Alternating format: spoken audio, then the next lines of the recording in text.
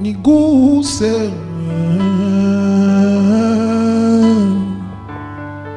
nipanguze machozi yangu, nibariki na mie nifanye kazi yako, unipe Baba ushuhuda mpya,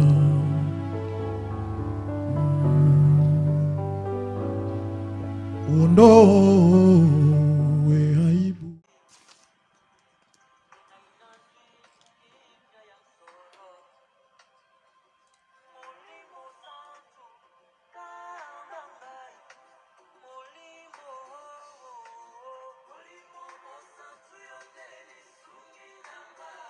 Oui, Seigneur,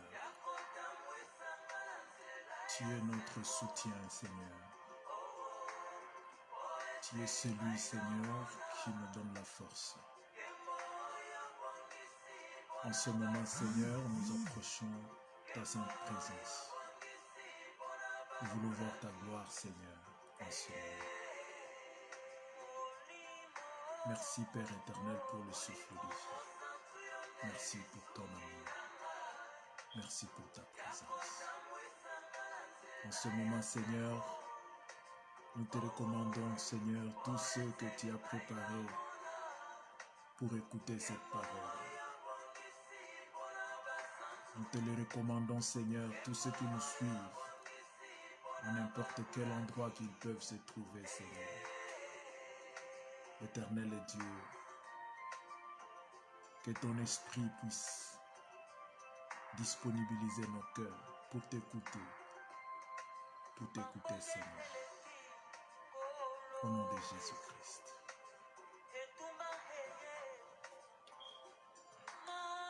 C'est avec cette parole, c'est avec cette musique que nous vous approchons dans la présence de l'Éternel pour suivre la prédication d'aujourd'hui, le jour de la fête de Pentecôte. Soyez le bienvenu, soyez la bienvenue dans la présence de l'Éternel. Nous allons vous parler aujourd'hui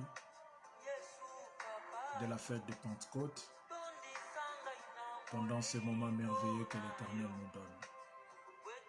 Le temps pour vous de vous préparer à écouter cette parole.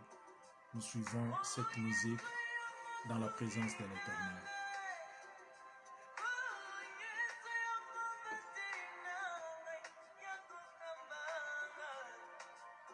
Merci Seigneur.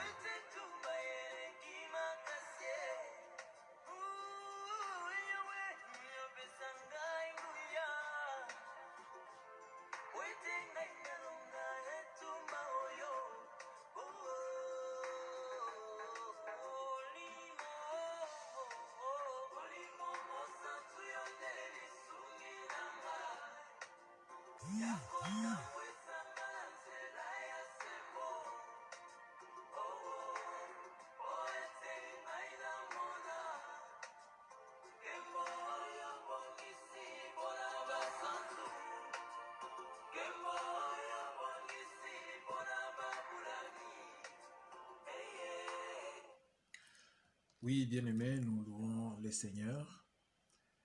Le Saint-Esprit, c'est un grand don que l'Éternel a fait à l'humanité et nous allons le découvrir aujourd'hui. Nous allons, avant de commencer la prédication d'aujourd'hui, nous présentons nos condoléances les plus attristées à toutes les familles éprouvées dans la ville de Bukavu et particulièrement à tous les serviteurs de Dieu qui nous ont quittés. C'est avec beaucoup de tristesse que nous avons appris la disparition, après la disparition du pasteur, le bishop Léon Sangara de Seirema. Nous avons encore appris la disparition du représentant légal de Serpi Bethany, les pasteurs Bakawabana. C'est avec beaucoup de tristesse que nous présentons nos condoléances. Nos condoléances pour aussi la communauté CEPAC qui a perdu, selon l'information que j'ai reçue, la disparition du pasteur Chitera. Le pasteur Chitera de la 8e CEPAC nous a aussi quittés. Nos sincères et profondes condoléances pour ces familles. Il y a aussi les pasteurs KMB de l'église La Grâce qui nous a quittés selon les informations que nous avons reçues. Nous présentons nos condoléances ainsi que pour les bishops Gombe qui nous a aussi quittés. Nous présentons nos condoléances les plus attristées. Que l'Éternel puisse consoler les familles éprouvées et que l'Éternel encourage les communautés éprouvées, que l'Éternel encourage les uns les autres. Je sais que c'est un moment assez difficile, que l'Éternel soutienne les uns les autres. Nous allons encore prier le Seigneur pour recommander toutes ces familles entre les mains de Dieu. Éternel, même pour les familles que je n'ai pas pu citer parce que il y a plusieurs familles qui ont des difficultés, qui ont des problèmes, des deuils. Je te recommande, Seigneur, ô Dieu, ces familles de tes serviteurs, nos collègues qui nous ont quittés, Seigneur. Je te supplie d'avoir compassion de ces familles et, Seigneur, de les consoler. Tu es celui qui peut combler le vide que l'homme laisse, que l'homme crée, que l'homme ne peut combler. Éternel, je te supplie, Seigneur, de consoler les cœurs les plus attristés dans cette situation. De pourvoir, Seigneur, à tout ce qui est nécessaire afin que les cœurs ne puissent pas, Seigneur, aller loin de toi, mais que les cœurs attristés puissent rester attachés à toi. Je te supplie au nom de Jésus-Christ. Amen. Soyez encore une fois la bienvenue à la RTSM. Soyez la bienvenue à ceux-là qui sont en train de nous suivre à partir de la Sainte Montagne d'Endéré. Que Dieu vous bénisse. Et à tous ceux qui nous suivent à la RTNK, la chaîne locale de Bukavu, que l'Éternel vous bénisse abondamment. Nous vous aimons de l'amour du Seigneur et nous vous souhaitons bonne fête de Pentecôte à tous. La fête de Pentecôte, le thème d'aujourd'hui est intitulé Pentecôte, que nous appelons aussi Shavuot. Ça c'est dans l'hébreu. Pentecôte, Shavuot, l'une des 3 plus grandes fêtes de l'Église. L'une des 3 plus grandes fêtes de l'Église. Avant que je ne parle de cette fête, je désire lire les textes qui certainement pourra être lu dans le monde entier aujourd'hui. Nous allons lire Actes chapitre 2. C'est pratiquement tous les chapitres, mais je vais prendre seulement les 4 premiers versets, et puis je vais sauter, je vais aller au 15e verset, puis je vais descendre un tout petit peu.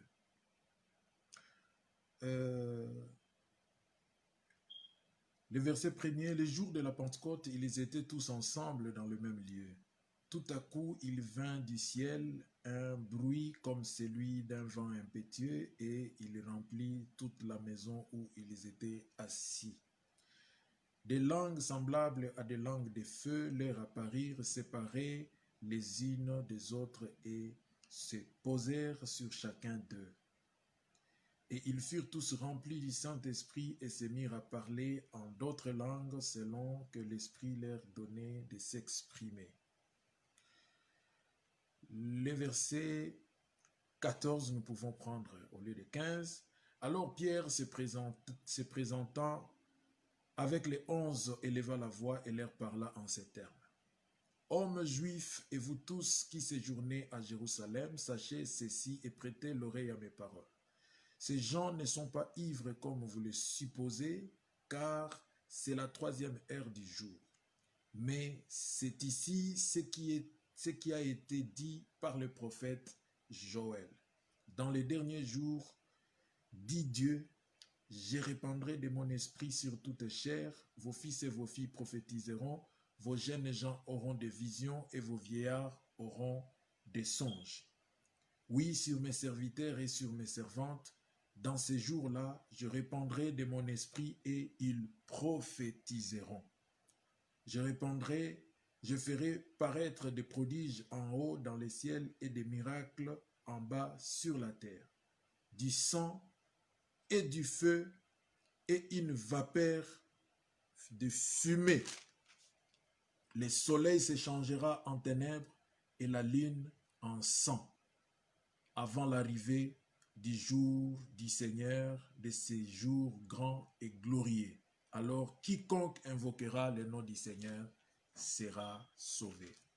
J'aimerais vous révéler une profondeur très capitale, peut-être que vous ne connaissiez pas. Et si vous le connaissiez, vous la connaissiez, ça sera un rappel et c'est une très bonne chose pour vous. La première profondeur que j'aimerais vous dire, que la fête de Pentecôte a plusieurs significations et a plusieurs noms. Je pense que vous avez vu que j'ai donné les noms, je parlais de Pentecôte, Shavuot. Pentecôte, Shavuot, l'une des 3 plus grandes fêtes de l'Église ou de la Bible. Qu'est-ce que cela veut dire au juste? La Pentecôte, d'abord, la Pentecôte, comme je l'ai dit, c'est l'une de ces 3 fêtes-là, des 3 plus grandes fêtes de l'Église. Et c'est parmi ces 3 fêtes-là, les Juifs faisaient les pèlerinages. Pour tous ceux-là qui ne vivaient pas à Jérusalem, ils devaient monter à Jérusalem pour aller célébrer ces 3 fêtes. Il y avait, vous pouvez découvrir dans Deutéronome, nous pouvons les lire pour vous. Deutéronome 16, la Bible dit ceci: 3 fois par année, tous les mâles, donc tous les hommes, ou toutes les personnes capables, donc même une femme qui est capable de se déplacer, elle pouvait aussi se déplacer, ce n'était pas seulement pour les hommes, mais l'exigence était beaucoup plus pour les hommes. Tous les hommes, tous les mâles d'entre vous se présenteront devant l'Éternel, ton Dieu, dans le lieu qu'il choisira, à la fête des pains sans levain, à la fête des semaines et à la fête des tabernacles. Et on ne paraîtra point devant l'Éternel les mains vides. Ça, c'est parmi donc ces 3 fêtes-là que l'Éternel était en train d'exiger que le peuple d'Israël puisse faire le pèlerinage. Même si vous étiez à l'étranger, vous allez tout faire pour voyager, pour arriver à Israël, en Jérusalem, pour passer la fête des Pentecôte. Cette fête a une très forte racine dans l'Ancien Testament et vous allez la découvrir. C'est une fête, on l'a célébrée les débuts de la moisson des blés et de l'orge. Et c'est à cause de cela qu'on l'appelle aussi la fête de la moisson. Donc, on l'appelle aussi la fête de la moisson. Et la fête de la moisson, sous-entend, c'était la fête de la récolte, c'était donc la fête de l'abondance, c'était la fête de la prospérité, c'était la fête de la production de la terre. C'était une très bonne fête parce que c'était une fête où quelqu'un récoltait le fruit de son travail. Et c'était la fête aussi qui était qui représente aussi la présentation de la Torah ou de la loi, la présentation de la loi sur la montagne de Sinaï. Nous allons étudier ça en profondeur dans cet enseignement. Donc pour voir là où on l'appelle moisson, vous pouvez lire dans Exode chapitre 23, verset 16. Ça s'appelle aussi, cette fête de Pentecôte s'appelle aussi la fête des prémices. Prémices, c'est dans le sens de la présentation des premiers fruits, du travail de quelqu'un, des premiers fruits de la production du champ de quelqu'un, les fruits de la moisson. Les fruits, et c'était les fruits de la moisson du printemps. Comme maintenant, nous sommes dans le printemps ici, nous sommes exactement dans cette période-là. Nous sommes dans le printemps et c'est en ce moment qu'on présentait euh, euh, les prémices.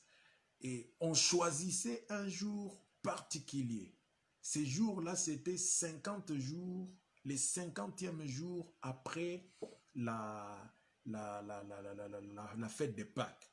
Et à cause du fait que ça tombait le jour, les 50e jour, on devait compter. C'était une loi selon Exode 34, verset 22 et Lévitique 23, verset 16.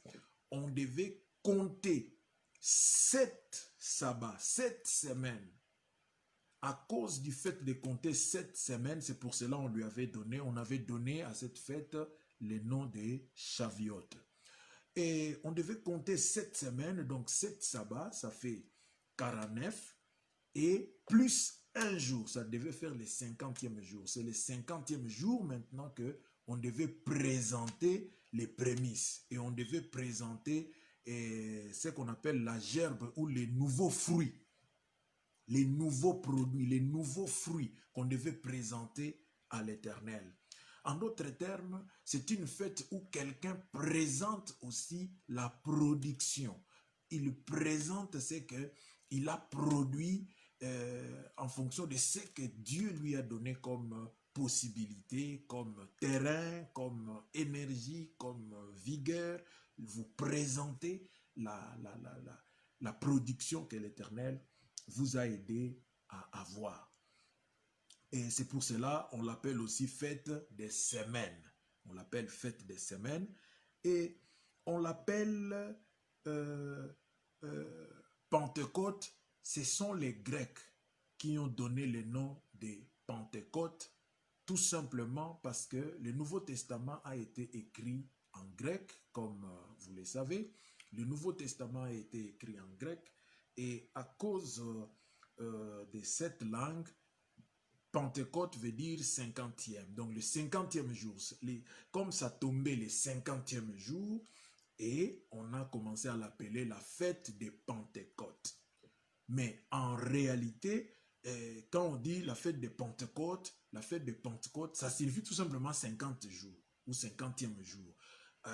Pour bien expliquer ça, il faut parler de la fête des prémices, la fête de la présentation de l'orge ou du blé, la fête de la présentation des premiers fruits, la fête de la présentation des gerbes ou du fruit que vous voulez montrer à l'Éternel, la fête de la célébration de la loi, de l'obtention de la loi de Moïse ou de la loi sur le mont Sinaï. Et c'était vraiment ça la vraie signification de la fête de Pentecôte.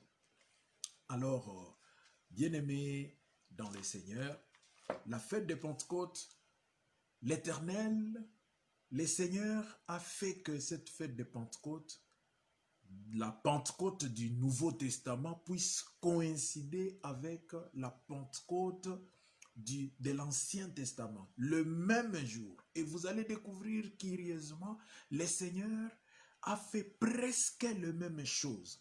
La fête ici en Ancien Testament, moi je vais beaucoup plus développer sur le fait que c'était le jour de la présentation de la loi, de la Torah au peuple. C'était le jour de la présentation de la loi de Dieu à la montagne Sinaï.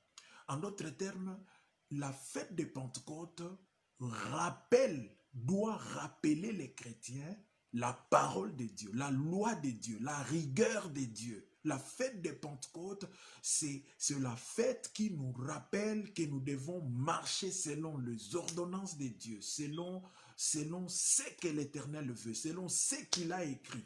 La Pentecôte, c'était la fête la fête à laquelle l'Éternel avait donné la parole écrite, il avait donné, la loi qu'il avait donnée à Moïse. Et comme je vous avais dit, il y a beaucoup de similitudes entre la Pentecôte qui avait été vécue à la montagne de Sinaï et la Pentecôte qui a été vécue à la chambre haute à Jérusalem. Et pourquoi la première Pentecôte ou la Pentecôte à la mont Sinaï était exactement, cette première Pentecôte était sur un endroit élevé, et la deuxième Pentecôte ou la Pentecôte dans l'Évangile ou la Pentecôte dans le Nouveau Testament a été aussi célébrée à la chambre haute. Ce sont là les différentes similitudes que nous allons essayer de vous décrire pendant cet enseignement. Parce que nous avons besoin que vous puissiez comprendre la parole de Dieu. Et là, vous pouvez vivre la Pentecôte, vous pouvez marcher selon ce que la parole de Dieu demande par rapport à la vie du chrétien. Nous sommes une église pentecôtiste, nous particulièrement la Sainte Montagne, et il est très important que nous puissions, que le brebis puisse comprendre pourquoi nous sommes pentecôtistes et qu'est-ce qu'un pentecôtiste doit normalement avoir comme comportement, avoir comme base doctrinale, avoir comme doctrine de base. C'est très important. Alors, pendant cette fête de Pentecôte, vous avez appris qu'il y a eu des langues de feu qui sont apparues et consorts. Je vais expliquer toutes ces coïncidences, toutes ces similitudes. D'abord, vous voyez, la Bible dit que quand Pierre a pris la parole après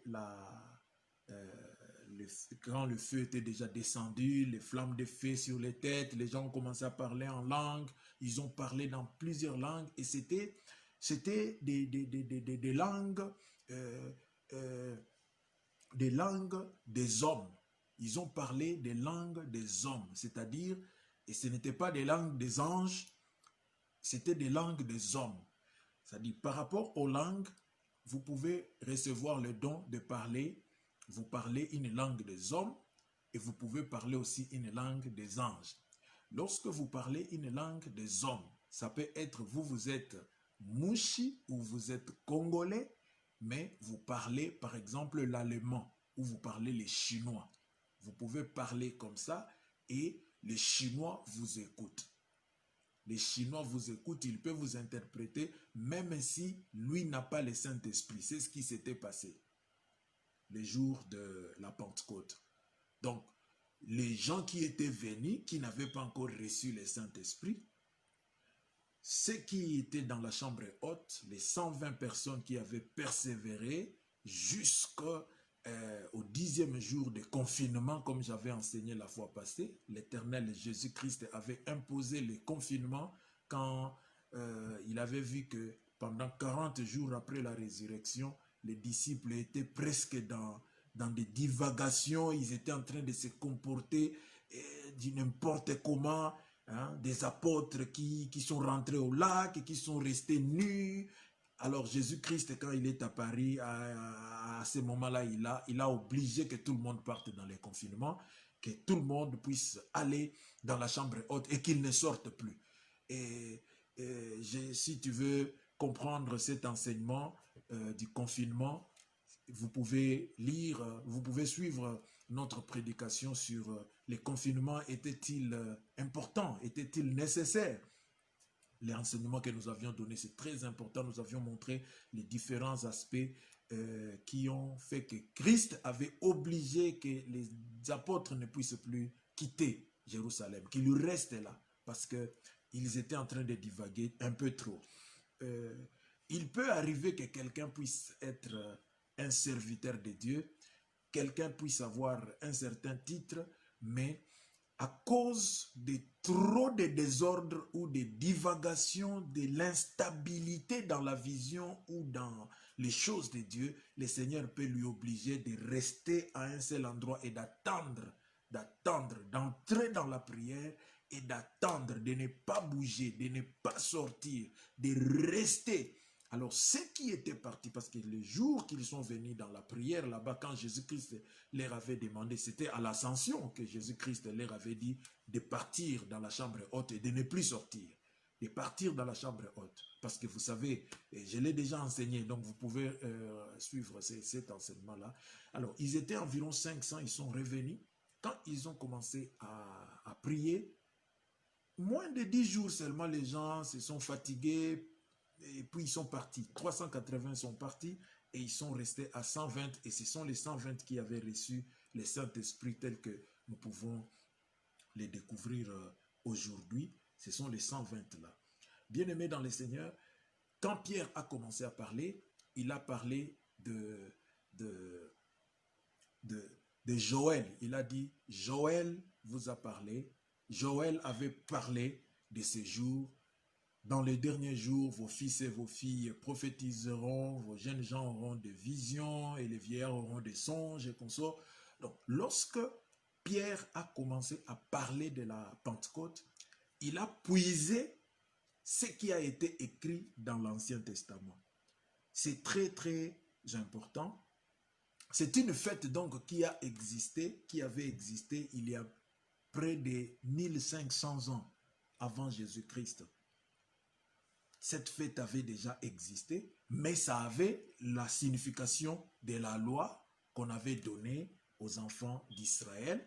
C'était la signification principale, ainsi que ça s'accompagnait aussi à la présentation de fruits de la terre et de la production que chacun avait faite dans la présence de l'Éternel dans son travail. Jésus-Christ a utilisé une fête préexistante pour donner à cette fête une autre justification. J'aimerais donner une précision très capitale là-bas. Jésus-Christ pouvait donner le Saint-Esprit n'importe quel jour. Il pouvait le faire avant, il pouvait le faire après. Il n'était pas obligé de donner seulement le Saint-Esprit, d'envoyer le Saint-Esprit le même jour de Pentecôte. D'ailleurs, la fête de Pentecôte, elle ne tombe pas le même jour. D'autant plus que la fête de Pâques ne tombe pas le même jour. Vous comprenez? La fête de Pâques ne tombe pas le même jour. La fête de Pentecôte ne tombe pas le même jour. Jésus-Christ était libre. Mais pourquoi Jésus-Christ a utilisé une fête préexistante pour donner à cette fête-là une autre signification? De la même manière, la fête de Pâques, sa mort, c'était une autre fête préexistante. Mais il a utilisé cette fête, il a changé la signification. Et jusqu'à présent, les Juifs en Israël qui ne veulent pas croire en Jésus-Christ, ils n'acceptent pas la signification que Christ avait donnée. Pour dire que la fête de Pâques, ce n'est plus ce qu'ils avaient fait en Égypte là-bas, mais c'est lui qui a été immolé et puis tout ça, il a été ressuscité, tout ça et comme ça. Pourquoi Jésus-Christ a utilisé des anciennes fêtes pour leur donner une signification quelconque? C'est pour dire que Jésus-Christ n'aime pas détruire les atouts. S'il y a quelque chose de positif qui avait été fait, s'il y a une chose positive qui avait été faite, ne viens pas la détruire seulement parce que toi tu veux détruire. Les choses positives, on les protège. C'est comme les gens actuellement qui sont en train de détruire la fête de Noël, par exemple. C'était une fête qui avait d'autres significations. Il y a eu des serviteurs de Dieu qui nous avaient précédés, qui ont changé cette fête du 25 décembre et ils l'ont installé. Ils ont installé que ce soit la fête qui signifie la naissance de Jésus-Christ. Et c'était une grande victoire que nous ne devons pas négliger. Et lorsque les gens sont en train de détruire la fête, de louer le Seigneur, de louer Jésus-Christ, le jour de Noël, c'est une très grosse erreur parce que vous ne savez pas quelles sont les personnes que vous soutenez. Les personnes qui combattent cette date-là, ce sont des antichrists. Ce sont des gens qui ne veulent pas qu'on parle du Christ. Vous êtes dans nos pays là-bas, vous ne comprenez pas très bien ce qui se passe. Mais en réalité, ceux qui combattent cette date, ce sont des gens dans des pays puissants, ce sont des gens qui ne veulent pas que le christianisme continue à monter. Retiens ça seulement comme ça, un autre jour, je vais vous en parler. Mais je t'encourage, Jésus-Christ, tu peux les prier n'importe quel jour, ne néglige pas cela. Jésus-Christ a choisi les jours de la Pentecôte, même si ça signifiait autre chose, ça signifiait le fait de donner la loi, mais lui, il est venu donner l'esprit. Pour que les gens comprennent que c'est lui qui vient donner la vraie orientation de l'Église. C'est lui qui peut bien diriger l'Église. C'est lui, l'Esprit de Dieu, le Saint-Esprit. La Bible dit que c'était la fête où on avait présenté la loi. J'aimerais vous parler un peu de ce jour-là. C'était un jour extraordinaire. Vous allez voir cela dans Exode 19. C'est 2 chapitres. Exode 19, vous lisez tous les chapitres. Et Exode 20, vous allez lire tous les chapitres. Bien-aimés dans les Seigneurs, dans ces chapitres-là, on nous montre comment les gens étaient partis à la montagne de Sinaï. Ils étaient en train ils avaient entouré la montagne. Et parce que les gens aiment trop de discussions, les gens étaient en train de faire des discussions, tout ça. Moïse, ce n'est pas seulement à toi que Dieu parle, ceci, cela. Hein? Nous voulons que nous aussi nous puissions écouter comment Dieu parle. Alors Moïse dit, ok, ça va. Comme vous commencez à bouder, venez expérimenter ce que nous vivons à la montagne, dans la présence de l'Éternel. Ils sont arrivés là-bas. La Bible déclare qu'il y a eu une forte onction, une flamme de feu qui est descendue, qui a embrasé la montagne et toute la montagne était secouée, était en train de trembler. Les gens de l'Est, nous connaissons qu'est-ce que les tremblements. La Bible dit qu'il y avait un tremblement permanent très fort. Je pense que quand il y a un tremblement, les gens de Bukavu, vous le savez, il y a ni général, ni gouverneur, ni président, ni homme fort qui reste stable. Tout le monde est agité. Peu importe ce que vous pouvez être quand il y a un tremblement comme ça. Alors la Bible dit que c'était un tremblement terrible, de manière permanente. Pendant que Dieu parlait, chaque fois que Dieu parlait, et si vous lisez tous ces chapitres-là, Dieu était en train de parler de beaucoup de choses là-bas. Donc, chaque voix que l'Éternel faisait sortir, comme moi je suis en train de dire là, tel que je suis en train de parler là, et c'est la terre qui tremble comme ça. Tout le monde était tombé là-bas comme si c'était la destruction, c'était la fin du monde. Les gens avaient peur. Les gens avaient peur. C'était ça la Pentecôte. C'était ça. À cette fête-là, c'était à ce jour-là que la Pentecôte avait eu lieu. La Pentecôte là de l'Ancien Testament. C'était une agitation jusqu'au point où les enfants d'Israël ont dit non, non, non, non, non, non, non, nous ne voulons plus entendre Dieu. Nous allons mourir dans sa présence. Nous allons mourir. C'est trop fort. C'est trop fort. Bien-aimés dans le Seigneur, Dieu a dit à Moïse, ok, ça va. Laissez le peuple, que le peuple n'approche pas. Laissez le peuple. Toi-même, tu montes maintenant dans le feu. Moïse est monté dans le feu. J'aimerais que vous puissiez respecter vos leaders, respecter vos pasteurs, respectez ceux qui vous dirigent, parce que vous devez savoir qu'il y a des choses, vous ne savez pas y accéder, mais eux, ils accèdent. Si toi, tu n'as même pas pu atteindre la montagne, tu étais déjà par terre. Mais Dieu dit à Moïse, viens. Moïse est monté, il est entré dans ce feu-là. Il faut lire ces 2 chapitres-là. Il est entré dans ce feu-là et il est parti. Bien-aimés dans le Seigneur, les serviteurs, parfois, nous traversons certaines choses avec Dieu. Des choses, bien sûr, parfois extraordinaires, mais parfois des choses trop dures, trop difficiles. Et tout ça, parfois, à cause des brebis qui ne nous écoutent pas. Si les brebis pouvaient écouter, peut-être toute cette expérience dure ne pouvait pas être endurée par Moïse. Et Moïse est entré là-bas. Mais la grâce de l'Éternel était avec lui. Il est entré dans le feu. Il est entré, il est monté à la montagne de Sinaï.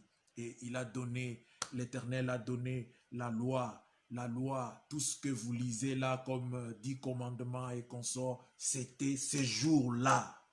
Donc, bref, le jour de Pentecôte, l'Éternel rappelle sa parole. Il lui rappelle les sérieux. Il lui rappelle dans les commandements, tu ne prendras pas la femme d'autrui. Dans les commandements, tu n'auras pas d'autres dieux devant moi. Tu n'auras pas des idoles. Tu n'auras pas des fétiches. Tu n'auras pas toutes ces choses-là.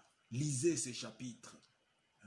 Tu aimeras l'Éternel ton Dieu, tu respecteras les rendez-vous avec Dieu. C'est ça les sabbats. Les sabbats ne représentent pas seulement prier samedi ou dimanche, mais ça représente le respect que vous devez avoir dans les rendez-vous avec Dieu. Quand vous êtes chrétien, vous avez une église, il y a des rendez-vous que vous avez par rapport à l'œuvre de Dieu. Vous devez respecter ces rendez-vous-là. C'est la volonté de Dieu. Ne négligez pas. Il y a des gens qui sont très négligents par rapport au rendez-vous avec Dieu. Bien-aimés, il y a des rendez-vous que vous pouvez avoir, même au niveau des médias. Il y a des rendez-vous. Respectez ces rendez-vous, c'est la volonté de Dieu. C'est la volonté de Dieu. Alors, l'Éternel a fait sortir ces feux-là. Les feux étaient descendus sur la montagne. Sur la montagne. Vous savez, le jour de Pentecôte maintenant, avec notre Seigneur Jésus-Christ, le jour de Pentecôte, nous voyons qu'il y avait 120 personnes. Jésus-Christ avait 12 apôtres, mais à la Pentecôte, 120 personnes ont reçu le Saint-Esprit. Ça, c'est une manière de montrer que l'Éternel a toujours aimé la multiplication. Et dans ce que tu fais pour l'Éternel, travaille avec l'esprit. Si tu travailles pour Dieu, travaille avec l'esprit de la multiplication. Si tu travailles avec l'esprit de la soustraction, l'esprit de la division, l'esprit de la destruction, tu n'es pas en train de travailler avec l'esprit de Dieu. L'esprit de Dieu, c'est l'esprit de la multiplication, l'esprit de l'addition. Le Seigneur désire. Même quand il a créé l'homme, il lui a dit multipliez-vous. Multipliez-vous. C'est vraiment ce qu'il veut. C'est vraiment ce qu'il veut. L'addition, c'est lorsque l'homme est faible, là il peut faire l'addition. Mais Dieu, lui-même, il travaille vraiment avec l'esprit de la multiplication. Est-ce que dans l'œuvre de Dieu, tu travailles avec la pensée de la multiplication ou la pensée de la soustraction? Tu travailles avec quelle pensée? À la Pentecôte, le Seigneur a enseigné que j'ai travaillé avec 12 personnes comme disciples, mais maintenant, il y a 120. C'est la multiplication. Et à la Pentecôte, comme vous les rappelez, je peux vous le rappeler, on présentait les fruits des champs. C'est-à-dire, on venait de multiplier. On a cultivé et on a produit. C'était la multiplication. Dieu aime la multiplication. Faites attention lorsque vous êtes dans l'église, dans les champs de Dieu, et vous travaillez avec l'esprit de la soustraction. Quand vous êtes dans les champs de Dieu, vous travaillez avec l'esprit de la division. C'est très dangereux. C'est très dangereux parce que c'est les champs de Dieu. Et c'est très dangereux comme je l'ai dit. L'esprit était venu avec violence au niveau de Mont Sinaï. Rappelez-vous, au niveau de la chambre haute, il y a eu aussi un vent violent, un vent impétueux qui est venu vers les apôtres, vers les 120 personnes. La Bible dit c'est entrer dans la chambre haute où ils étaient. Nous avons aussi besoin de personnes qui construisent quand même des grandes maisons et qui peuvent aussi commencer à faciliter certaines choses. Parce qu'il n'y avait pas de temple pour cette jeune église qui venait de naître, mais il y avait au moins quelqu'un qui avait une maison qui pouvait avoir la capacité de recevoir plusieurs personnes. C'est quelle sorte de maison? J'étais arrivé là-bas personnellement en Israël et nous avons vu la place où le Saint-Esprit était descendu, la chambre haute, là où cette chambre haute était, et nous avons loué le Seigneur. Bien-aimés, si vous avez les moyens, pensez aussi à construire même des chambres pour des visiteurs de l'église. Pensez à construire des endroits où même un jour, les serviteurs de Dieu peuvent venir manger chez vous. Les serviteurs de Dieu peuvent avoir la possibilité d'avoir la Sainte Seine, comme Jésus-Christ avait demandé la maison de quelqu'un pour faire la Sainte Seine. Et en passant, nous disons que c'était la maison du papa de Marc. Donc, bien-aimés dans le Seigneur, apprenons à, lorsque nous avons des moyens, ne regardons pas seulement nos maisons, ta chambre, ton salon, ça suffit. Regarde aussi qu'est-ce que l'Église peut profiter dans tout ce que j'ai comme richesse. Dans tout ce que j'ai comme richesse, qu'est-ce que je peux faire pour l'Église dans laquelle je prie? Qu'est-ce que je peux faire pour faciliter? Pour faciliter. La fête de Pentecôte, c'est la fête de la sémence aussi. La fête de Pentecôte, c'est une fête où tu penses à l'Éternel. Qu'est-ce que je peux faire pour l'Éternel? Qu'est-ce que je peux donner à Dieu? Qu'est-ce que je peux faire pour que telle mission puisse aller de l'avant? Qu'est-ce que je peux faire pour que telle église, mon église, puisse aller de l'avant? Qu'est-ce que je peux faire pour faciliter mon pasteur le travail? Qu'est-ce que je peux faire? Vous comprenez? Et dans cette fête de Pentecôte, quand les gens amenaient leurs prémices, c'était aussi pour déclarer les bénédictions sur les gens. C'est comme nous pouvons déclarer la bénédiction sur les personnes qui nous ont soutenus pour que nous arrivions au niveau où nous sommes, pour que nous puissions avoir de telles émissions. Toutes ces personnes-là, des jours comme ces jours ici, ce sont des jours de déclarer des bénédictions sur eux. Et chaque brebis doit savoir que les jours comme celui-ci, c'est le jour où tu dois présenter quelque chose à l'Éternel comme le produit de ton travail. Si tu as quelque chose, tu fais quelque chose pour que, en ce jour ici, lorsqu'on déclare la bénédiction des champs, on déclare la bénédiction de l'avenir, que ça puisse aussi être sur toi. Donc, à la chambre haute, il y a eu le vent qui était venu. Le feu est descendu. Et au niveau de la montagne de Sinaï, la Bible dit le feu était descendu. J'aimerais attirer votre attention et vous allez comprendre l'importance de l'œuvre de la croix. Suivez-moi très bien. C'est très capital ce que je vais dire. Suivez-moi très bien. La Bible dit sur la montagne de Sinaï, il y a eu le feu, il y a eu les tremblements. La Bible dit au niveau de la chambre haute, il y a eu le bruit, il y a eu le vent impétueux. Impétueux, c'est-à-dire qui peut même ravager certaines choses. Il y a eu un vent fort, impétueux. Au niveau de Sinaï, il y a eu les tremblements de terre. Les gens sont tombés, les gens ont eu peur, les gens étaient secoués et les gens ne pouvaient plus avancer. Ils ont même dit non, non, non, non, ça suffit. Mais au niveau de la chambre haute, le feu qui était descendu, ce n'était plus un feu dévorant, c'était un feu d'amour, c'était un feu de soutien, c'était un feu de réconfort, c'était un feu qui a aidé les gens à avoir la force. C'est parce que l'Éternel Jésus-Christ avait déjà remporté l'œuvre de la croix. Il est écrit, personne ne pouvait voir Dieu et vivre. Personne ne pouvait approcher la montagne de Sinaï. Personne. La Bible dit, même un animal, s'il pouvait approcher à cette montagne-là, il devait mourir. Mais regardez aujourd'hui les feux qui étaient descendus sur la montagne de Sinaï, qui faisaient trembler toute la montagne et qui devaient tuer quiconque qui devait approcher cette montagne.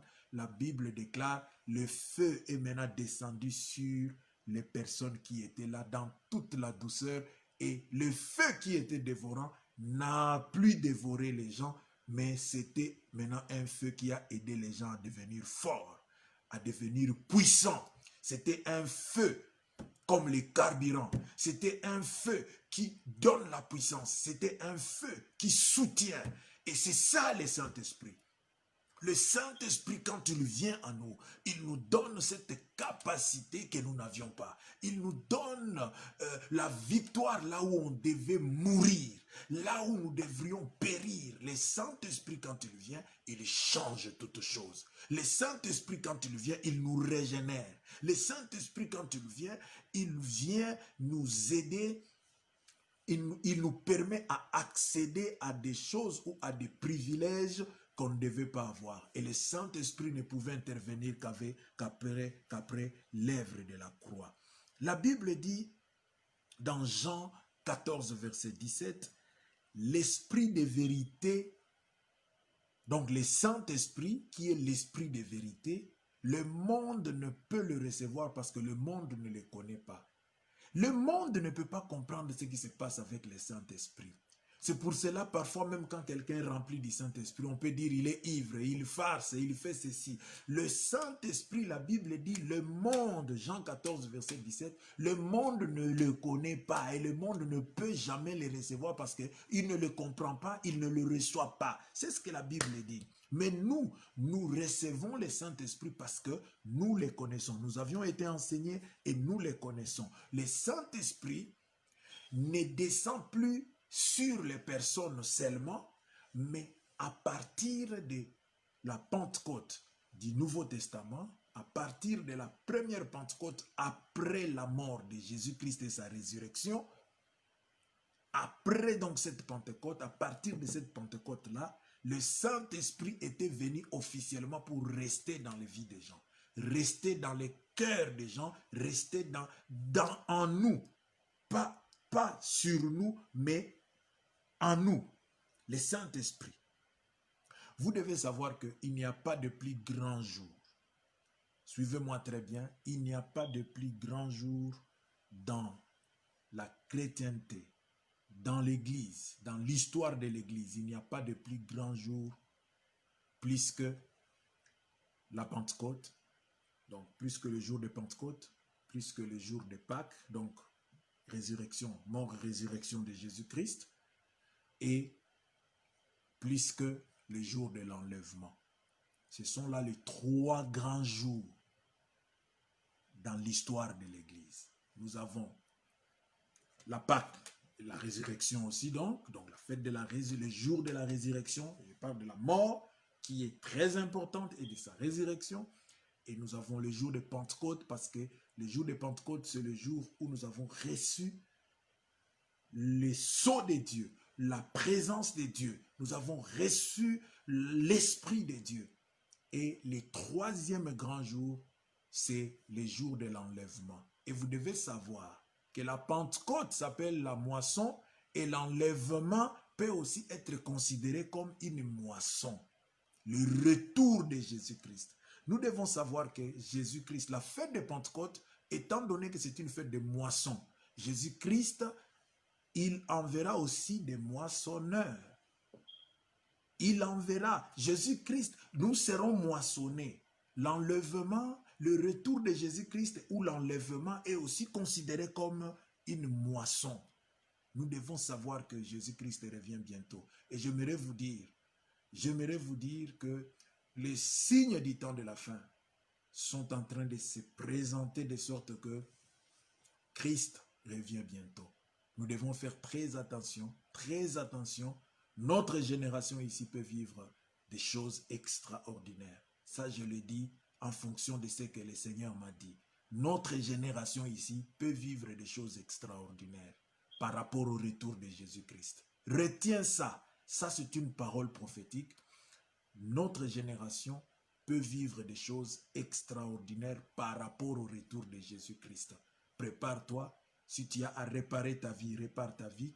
Si tu as à te repentir, repens-toi. Si tu as à te réconcilier, réconcilie-toi. Cherche la paix avec tout le monde. Cette génération, notre génération ici, il vivra des choses extraordinaires par rapport au retour de Jésus-Christ. Nous allons vivre des choses, des préparatifs extraordinaires et beaucoup de choses que la parole de Dieu a déclarées. Ces choses-là peuvent s'accomplir dans notre génération. Soyons donc prudents. Le Saint-Esprit, lorsque il descend dans nos vies, il nous donne de nouvelles capacités. Il nous donne la capacité de résister au péché. Il nous donne la capacité de pardonner, même si quelqu'un vous a blessé, parce que le Saint-Esprit nous régénère.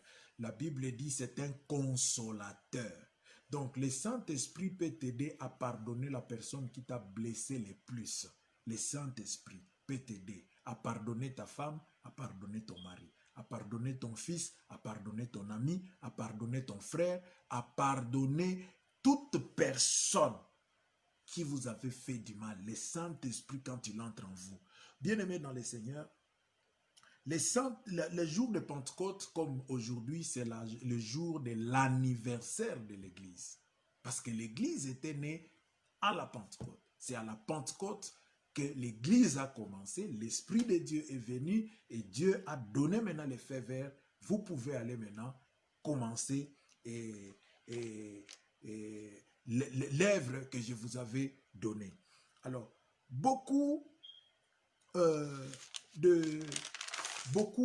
de personnes, lorsque elles viennent au Seigneur, elles reçoivent le Saint-Esprit et commencent à travailler pour Dieu. Vous allez voir à un certain moment, ils commencent à demander, à vendre l'Esprit de Dieu. Et ça, nous devons corriger ça dans un jour comme celui-ci, le jour de la fête de Pentecôte. Nous devons corriger de telles erreurs et ce n'est pas une bonne chose. Il y a des serviteurs de Dieu qui ont eu à vendre le Saint-Esprit. Le Saint-Esprit ne se vend pas. Le Saint-Esprit ne se vend pas. Que personne ne te trompe. Il y a un magicien qui avait donné l'argent à Pierre pour dire que non, donne-moi aussi ce pouvoir-là. Pierre lui avait dit que tu périsses avec ton argent. Que tu périsses avec ton argent. On peut faire des collectes pour soutenir l'œuvre de Dieu, pour bénir un serviteur de Dieu, pour construire l'église, pour faire tout ce que vous voulez pour l'avancement de l'œuvre de Dieu. Mais il ne faut jamais vendre l'onction. L'onction, on ne la vend pas. C'est un don gratuit. La Bible dit dans Actes chapitre 5, verset 32, le Saint-Esprit est un don gratuit de Dieu. Retiens ça, c'est un don gratuit de Dieu. Celui qui vous a vendu l'huile, il vous a vendu ceci, cela pour avoir l'onction, le mouchoir de l'onction, ceci, cela. Bien aimé, ce sont des erreurs ministérielles. Ça peut être, peut-être c'est un serviteur de Dieu, mais alichanganikiwa.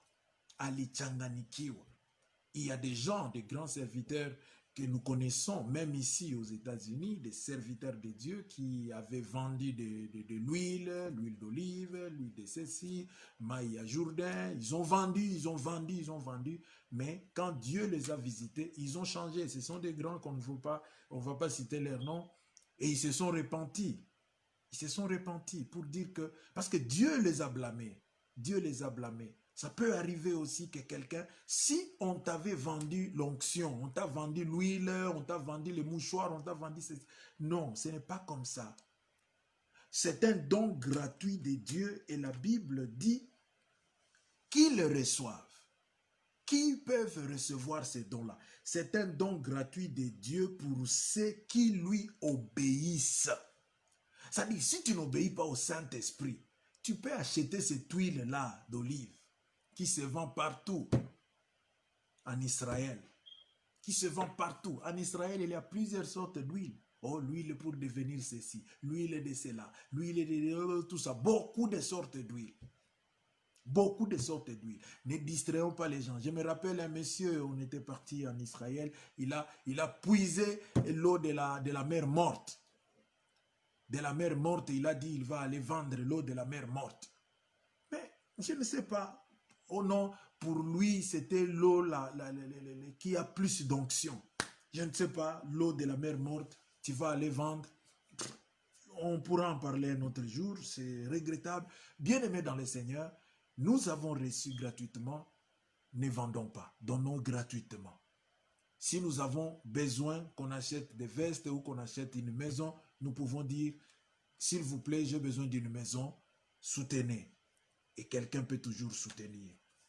Bien-aimés dans le Seigneur, avec le Saint-Esprit, nous sommes plus que vainqueurs, car celui qui est en nous est plus fort que celui qui est dans le monde. Nous sommes vainqueurs devant les sorciers, les magiciens, devant toutes les personnes qui nous cherchent de mauvaises choses. Nous sommes plus que vainqueurs, selon 1 Jean chapitre 4, verset 4. Le Saint-Esprit, si vous ne lui obéissez pas, il va vous quitter. Le Saint-Esprit, bien-aimé, vous pouvez l'éteindre. Ça peut vous aider aussi à vous qui croyez que la grâce de Dieu vous permet de faire tout ce que vous voulez et vous ne pouvez, donc vous êtes libre de faire tout ce que vous voulez. Le Saint-Esprit, c'est l'Esprit qui nous permettra d'être enlevé si le Seigneur arrivait aujourd'hui. La Bible dit, celui qui n'a pas l'Esprit de Christ, il ne lui appartient pas. Donc si tu n'as pas le Saint-Esprit, tu ne seras pas enlevé. Et le Saint-Esprit, tu peux l'éteindre. Le Saint-Esprit, tu peux l'attrister. Le Saint-Esprit peut te quitter. C'est pour cela que David pouvait crier. Il dit, Seigneur, ne me retire pas ton esprit. Ne me prive pas de ton esprit. Donc, le Saint-Esprit habite, comme je l'avais dit dans Acte 5, verset 32, il habite dans ceux qui lui obéissent. Tu dois obéir à l'Esprit. Le Saint-Esprit peut te demander de te repentir, tu te repens. Si tu résistes, alors l'Éternel te rejette. C'est comme ça. Le Saint-Esprit, il est saint. Il faut vivre donc dans la sainteté. Le Saint-Esprit, c'est l'Esprit. Le jour que l'Esprit de Dieu était descendu à la montagne de Sinaï, la Bible dit, Dieu lui-même, lisez Exode que je vous avais donné là, les chapitres 19 et 20. La Bible dit, Dieu a dit, la première parole que l'Esprit de Dieu, l'Éternel était en train de parler à Sinaï, il dit, vous n'aurez pas un autre Dieu devant moi. Vous n'aurez pas de statue devant moi. Vous n'aurez pas de fétiche devant moi. Vous n'aurez pas de mysticisme devant moi. Ne me mélangez pas avec des idoles. C'était les premières paroles que Dieu avait commencé à parler quand la terre était en train de trembler. Tout le monde était en train de paniquer là-bas. L'Éternel, quand il a pris la parole, c'est ce qu'il était en train de dire. La fête de Pentecôte doit rappeler que vous ne devez pas mélanger Dieu et les idoles. Et ça, c'est la plus grande condition de la Sainte Montagne. Le Saint-Esprit, la première chose que le Saint-Esprit doit te rappeler, c'est le fait que tu ne dois pas mélanger Dieu et la magie, Dieu et la sorcellerie. Même si ça ne marche pas, persévère. Si tu vas mourir, meurs dans la présence de l'Éternel. Mais ne fabrique pas les veaux d'or. Il y a beaucoup de serviteurs de Dieu, quand ça ne marche pas, et ça c'est la race d'Aaron, quand ça ne marche pas, il fabrique le veau d'or et il dit que nous sommes en train de continuer à aller vers Canaan. Non, la Pentecôte sous-entend la sainteté et l'attachement à Dieu seul. C'est ça la signification, la signification originale de la fête de Pentecôte. La fête de Pentecôte, l'Éternel est apparu sur la montagne de Sinaï et il a obligé que l'on ne puisse jamais les mélanger. L'Esprit de Dieu ne se mélange pas avec d'autres esprits. Ou bien tu sers Dieu, ou bien tu sers le diable. Choisis. C'est pour cela Josué qui avait hérité de Moïse, il avait posé la question. Choisissez maintenant vous les enfants d'Israël. Vous voulez servir qui? Vous voulez servir les idoles, les dieux que vous avez servis là-bas, en Égypte, ou bien vous voulez servir l'Éternel. Si vous ne voulez pas servir l'Éternel, moi et ma maison, nous servirons l'Éternel. Voilà l'esprit de Pentecôte. Quelqu'un ne peut pas fêter la Pentecôte et il a des idoles. Quelqu'un ne peut pas fêter la Pentecôte et il a des fétiches. Ça n'existe pas. Le Saint-Esprit, il vit dans les personnes qui lui obéissent. Si tu n'obéis pas à l'Éternel, je le répète, Acte 5, verset 32, l'Esprit du Seigneur n'entrera pas en toi. L'Esprit du Seigneur n'entrera pas en toi. Le Saint-Esprit c'est le plus grand don.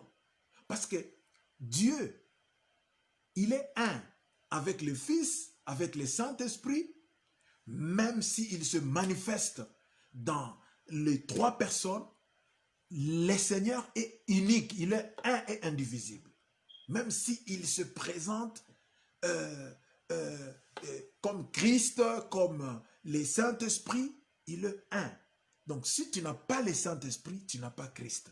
Si tu boudes le Saint-Esprit, tu n'as pas Christ. La Bible dit, Dieu a donné son Fils. Après avoir donné son Fils, il vient donner le Saint-Esprit. Or, Dieu est esprit, c'est-à-dire Dieu s'est donné lui-même. Il s'est donné tout entier à toi pour que tu vives la vie victorieuse. À tel point que quand il y a le Saint-Esprit, tu auras les fruits de l'esprit. Tu auras la joie, tu auras la paix, tu auras l'amour, tu auras la patience, tu auras l'humilité. Quand tu as le Saint-Esprit, tu auras la douceur. Quand tu as le Saint-Esprit, tu auras la paix, tu auras la maîtrise de soi. Quand tu as le Saint-Esprit, tu auras la maîtrise de soi, tu auras un bon comportement. Quand tu as le Saint-Esprit, tu auras la force et les ailes, les ailes de persévérer. Tu vas avoir la victoire dans ce que tu es en train de faire. L'Éternel va renouveler ta force pour que tu surmontes les tentations. L'Éternel donne donc la victoire à l'Église en lui donnant le Saint-Esprit. Parce que là où il y a l'Esprit de Dieu, il y a la victoire. Là où il y a l'Esprit de Dieu, il y a la sagesse. Là où il y a l'Esprit de Dieu, il y a une nouvelle intelligence pour que tu fasses mieux que ce que tu avais fait la fois passée. Toute personne qui a le Saint-Esprit, il a l'obligation, parce que tu ne peux pas voir le Saint-Esprit et tu croises tes mains. Tu es dans une église, tu dis tu as le Saint-Esprit, et même toi qui m'écoutes en ce moment, tu es dans l'église ou tu n'es pas dans l'église, mais tu reçois le Saint-Esprit. Le Saint-Esprit, c'est aussi la parole de Dieu. Parce que comme je vous ai dit, à Sinaï, au mont Sinaï, quand l'Esprit de Dieu était descendu, l'Esprit de Dieu, si Dieu n'avait pas parlé, on n'allait pas comprendre ce que l'Esprit était en train de dire. Mais l'Esprit a parlé et il a donné des orientations. C'était la parole et c'était la loi, la Torah qui était donnée. Les 10 commandements que vous connaissez, Dieu a donné ça. Sur le mont Sinaï, Dieu a donné. Et donc, le Saint-Esprit, lorsqu'il entre en toi, il doit mettre certaines paroles en toi. Et ça doit être des paroles qui font honorer le Seigneur. Ça doit être des paroles qui font respecter le Seigneur. Ça doit être des paroles qui rappellent la dignité de Dieu. Ça doit être des paroles qui rappellent l'honneur de Dieu, l'attachement à Dieu, la fidélité à Dieu. Toute personne peut être témoin de Jésus-Christ. Parce que le Saint-Esprit, lorsqu'il vient, quand Jésus-Christ était ressuscité, il est apparu à ses disciples. La dernière parole qu'il avait donnée à ses disciples, c'était: vous allez recevoir le Saint-Esprit, et là nous sommes dans Actes, vous allez recevoir le Saint-Esprit et vous serez mes témoins. Vous serez mes témoins. Donc, si vous recevez le Saint-Esprit, vous devez être les témoins de Jésus-Christ. Les témoins de Jésus-Christ, c'est-à-dire parler de Jésus-Christ. La Bible dit l'Esprit du Seigneur, Acte 4, 18, Luc 4, 18. L'Esprit du Seigneur est sur moi, parce qu'il m'a oint pour. L'Esprit de Dieu, lorsqu'il pénètre en toi, c'est pour que tu fasses quelque chose. Si tu as l'Esprit de Dieu, dans l'église où tu vis, tu ne peux pas rester comme ça sans rien faire. Tu ne peux pas rester comme ça sans rien faire. Si tu as l'Esprit de Dieu, sachez que l'Esprit de Dieu, à la Pentecôte, l'Esprit de Dieu poussait les gens à amener les produits de leur champ, les produits de leur travail. Donc, si tu as l'Esprit de Dieu, tu peux être un sponsor. Quelqu'un qui ne donne pas, il n'a pas l'Esprit de Dieu. Si tu n'as pas l'Esprit de Dieu, tu ne peux pas donner. Parce qu'on donne lorsqu'on reconnaît que Dieu peut te bénir. On donne quand on reconnaît que Dieu est capable de soutenir, Dieu est capable de m'aider. C'est comme ça. Si tu as l'Esprit de Dieu, tu ne peux pas fermer ta bouche. Tu ne peux pas fermer ta bouche. Les apôtres, on leur avait chicoté, on les avait chicotés en leur disant, ne parlez plus de ce nom. Ils ont dit, après avoir été chicotés sérieusement, d'ailleurs, ils étaient contents d'avoir été chicotés. Et puis ils disent, jugez-en vous-même. Devons-nous vous obéir, vous les hommes, ou bien devons-nous obéir à Dieu? C'est ça le problème. Si tu as l'Esprit de Dieu, tu peux témoigner. Tu peux témoigner de Jésus-Christ, même au travail. Tu peux témoigner à l'école. Tu peux témoigner dans les quartiers. Tu peux témoigner dans ta famille. Tu peux témoigner chez tes enfants. Il y a des personnes qui prient, mais leurs enfants n'ont jamais entendu parler de Dieu. Tu peux parler de Jésus dans ta maison, dans ta parcelle où tu vis avec d'autres personnes. Tu peux parler de Jésus. Tu peux parler de Jésus. Tu dois être l'Esprit du Saint-Esprit, l'Esprit du Seigneur descend sur nous. C'est pour que nous soyons d'abord des témoins. C'est pour que nous soyons des témoins. Acte chapitre 1er, verset 8. C'est très très important. Si vous voyez aussi dans Matthieu 28, 19 à 20, c'est le dernier verset. C'est le dernier verset. La Bible dit, allez. Et c'est Christ qui parlait, le Christ est ressuscité. Allez partout dans le monde, faites de toutes les nations mes disciples. Le Saint-Esprit, quand il descend, quand il te remplit, c'est pour cela que vous pouvez voir, quand l'apôtre Pierre avait reçu le Saint-Esprit, quand les apôtres ont reçu le Saint-Esprit, ils ont commencé à prêcher. Tu ne peux pas prétendre avoir le Saint-Esprit et tu ne fais rien pour l'Église. Tu ne fais rien, tu ne dis rien pour l'Église, tu ne soutiens pas l'Église, tu ne donnes rien, tu ne dis rien et tu ne viens pas. Et au contraire, tu critiques. Ce n'est pas normal. L'Esprit de Dieu, si tu as l'Esprit de Dieu, tu dois, parce que la fête de Pentecôte, c'était la fête de la convocation ou du pèlerinage. Tout le monde devait aller. Donc, en d'autres termes, quelqu'un qui vit la Pentecôte doit aller vers l'église. C'était ça d'abord, même s'il n'y a pas de miracle. Les jours de la fête de Pentecôte, tout le monde devait aller. Donc, la fête de Pentecôte n'est plus un jour seulement. La fête de Pentecôte, elle est maintenant permanente parce que l'Esprit de Dieu vit maintenant de manière permanente en nous et sur nous. Alors qu'en Ancien Testament, ça vivait seulement sur certaines personnes, les prophètes, qui pouvaient recevoir de temps en temps l'Esprit de Dieu et c'est fini. Mais nous, maintenant, le Saint-Esprit vit en nous. Découvrez cette profondeur capitale que je désire te transmettre. Bien-aimé dans le Seigneur, Jésus-Christ dit, allez partout dans le monde, faites de toutes les nations mes disciples, enseignez-leur, tout ça. Donc, le Saint-Esprit va t'aider même à enseigner d'autres personnes. Le Saint-Esprit ne va pas te pousser à détruire ou à salir d'autres personnes, mais le Saint-Esprit va t'aider à enseigner, à former des disciples pour suivre le Seigneur Jésus-Christ, pour demeurer dans la volonté de Dieu, pour demeurer attaché à Christ. Le Saint-Esprit, lorsque il est en train d'agir en vous, ça va vous donner, le Saint-Esprit, il va vous donner les caractères de ressemblance à Christ.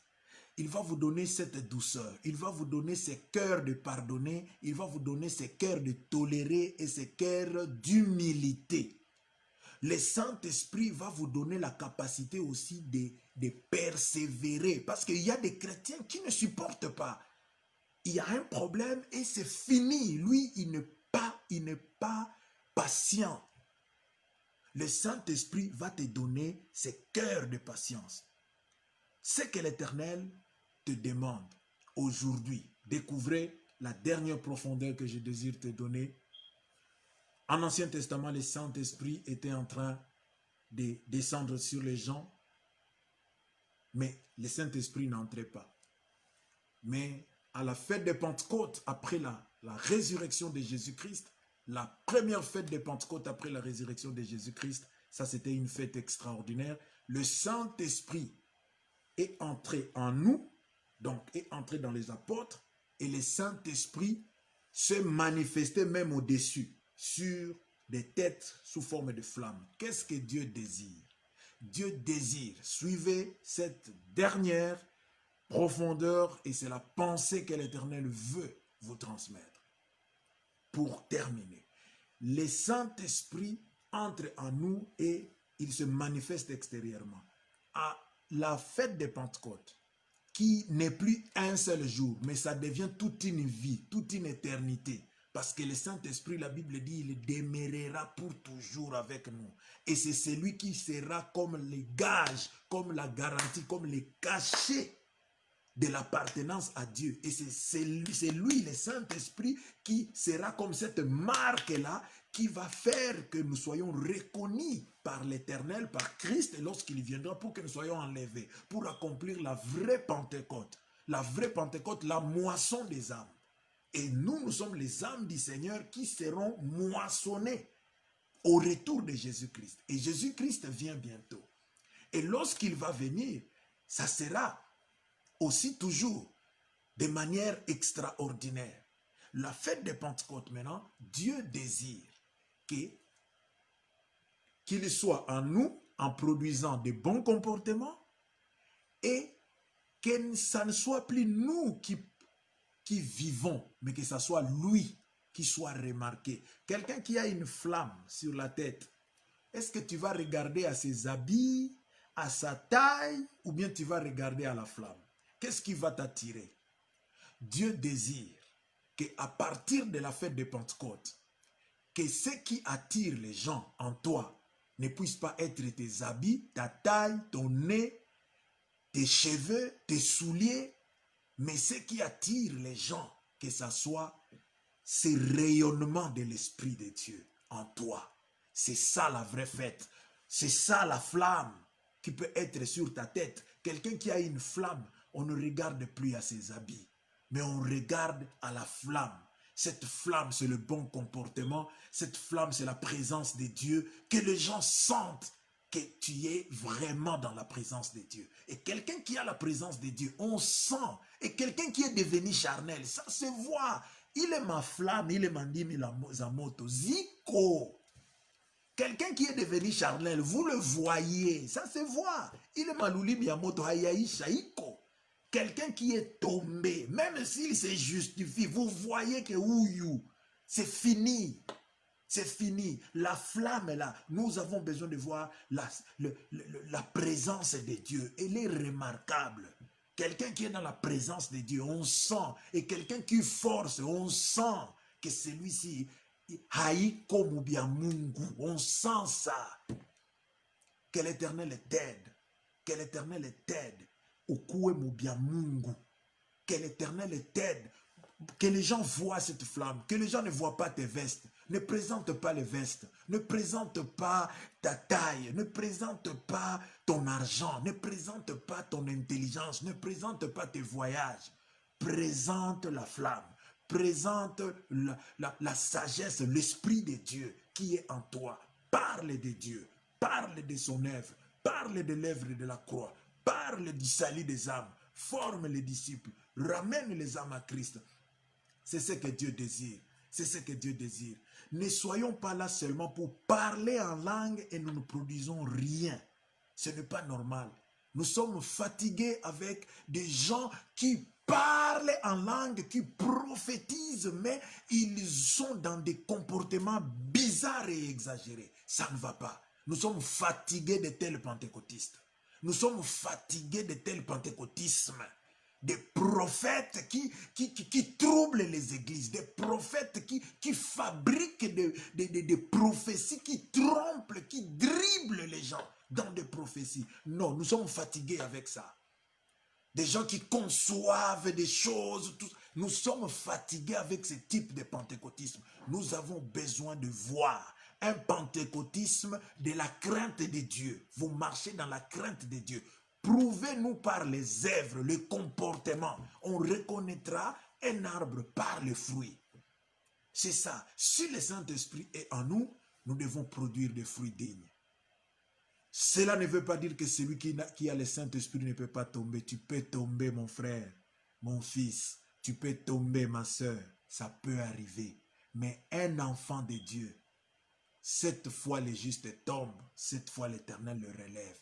C'est quelqu'un qui accepte le relèvement, mais il ne dort pas dans sa boue et il ne se justifie pas. David, qui avait l'Esprit de Dieu, quand il avait commis ce qui était mal, il avait demandé pardon. Il n'a pas boudé. Il avait demandé pardon. Soyons des brebis du Seigneur qui acceptons de rentrer vers le Seigneur, qui acceptons de respecter sa loi. Et l'Éternel va nous bénir. Il est capable de te donner l'esprit et il est capable de te pardonner. Je désire prier pour toi. Je désire prier pour toi. Mais avant que je ne prie pour toi, j'aimerais te dire ceci. Ne sois pas inactif dans la maison de Dieu. Ce que tu fais, c'est méchant. Ça peut te bloquer. Ça peut bloquer ta vie. Ça peut bloquer ton avenir. Ne sois pas inactif dans la maison de Dieu. Si tu as l'Esprit de Dieu, si tu es enfant de Dieu, tu dois tout au moins parler de Dieu. Tu dois parler de l'œuvre de Dieu.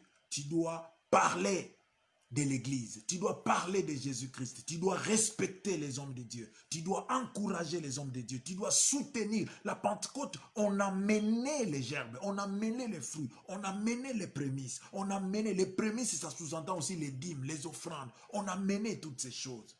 Ne sois pas inactif. C'est ce que le Seigneur veut que tu comprennes. Et ne sois pas hypocrite. Ne marche pas selon la chair. Si tu commets les péchés, ça peut arriver, mais repens-toi. Cette fois, le juste tombe. Il ne dort pas dans sa boue. Il se relève. Même si tu es grand, serviteur de Dieu, tu peux tomber aussi. Et si tu étais tombé, relève-toi. C'est ça le juste. Le méchant, il reste dans sa boue, il se justifie et il peut tuer des gens, juste pour se justifier. Mais les justes, il se calme, il se relève. C'est ça le juste. Et il est doux, il est patient, il garde la joie, il est fidèle. C'est ça le fruit de l'esprit. Il a la maîtrise de soi, il a la tempérance, il a la bonté. C'est comme ça. Si tu as d'autres fruits, en dehors de ce que je suis en train de citer, tu n'as pas l'Esprit de Dieu. Nous n'avons pas besoin, tu peux parler en langue, gloire à Dieu. Tu parles en langue, mais tu n'as pas les fruits de l'Esprit, tu es un menteur. Ça doit être une langue de démon. Si tu parles en langue, tu dois avoir aussi le fruit de l'Esprit. C'est-à-dire, il faut suivre les enseignements pour que tu grandisses dans les comportements aussi. Et si on t'enseigne un nouveau comportement que la Bible demande, tu boudes. C'est-à-dire, tu n'as pas l'Esprit de Dieu. Parce que l'Esprit de Dieu, c'est un esprit de soumission à la volonté de Dieu. Je veux prier pour toi. Tu peux t'engager à l'église. Tu peux aussi inviter les gens. Même le message que tu viens d'écouter ici, si ce message te bénit, tu peux l'envoyer à une autre personne. Tu peux t'abonner aussi à cette chaîne. Tu peux soutenir l'église où tu es. Tu peux faire quelque chose si tu as l'Esprit de Dieu. Personne ne peut dire que je ne peux pas inviter quelqu'un à l'église. Actuellement, c'est faux. Si tu veux servir Dieu, tu peux prendre ce message. Tu peux envoyer ce lien à plusieurs personnes. C'est une manière de leur prêcher. Mais tu es là, tu as beaucoup d'amis. Tu n'envoies aucun message. Tu ne transfères pas cette prédication. Tu es là et tu dis tu es sauvé. Sauvé pour faire quoi? On est sauvé pour servir. Et tu restes là. Bien-aimé dans le Seigneur, le jour du jugement, l'Éternel nous posera beaucoup de questions. Parce que la parole de Dieu dit ceci. Selon Ézéchiel chapitre 3. Si tu vois quelqu'un qui est dans le mal et tu ne lui dis pas, cet homme-là périra dans le mal et toi tu périras aussi. Donc tu seras considéré comme celui qui l'a tué. Donc tu es comme un sorcier. C'est lui qui sait que, c'est lui qui sait, si tu connais faire le bien et tu ne le fais pas, ce que tu fais, tu commets un péché. Vous comprenez? Le jour de la Pentecôte, l'apôtre Pierre a commencé à prêcher. Lui qui avait peur, lui qui avait nié Jésus-Christ. Si tu reçois le Saint-Esprit, aujourd'hui, tu dois faire quelque chose. Tu dois inviter les gens à l'église. Tu dois leur présenter Christ. Tu dois parler de l'église. Tu ne dois pas avoir, l'apôtre Paul a dit à Timothée son fils, n'aie pas honte de mes liens. Oh, nous avons besoin de brebis qui n'ont pas honte de nous. Nous avons besoin de brebis comme ça. Quel est le parent qui peut être content si son fils a honte de lui? C'est une malédiction. Quand tu as honte de ton père, c'est une malédiction. Et beaucoup de brebis sont maudites comme ça dans des églises parce que ce sont des brebis, elles te considèrent comme père, mais elles ne t'acceptent pas et elles ont honte de toi. Si tu as honte de ton père biologique, si tu as honte de ton père biologique, est-ce que c'est une bénédiction? Et si ton père apprend que tu as honte de lui, est-ce que c'est une bénédiction?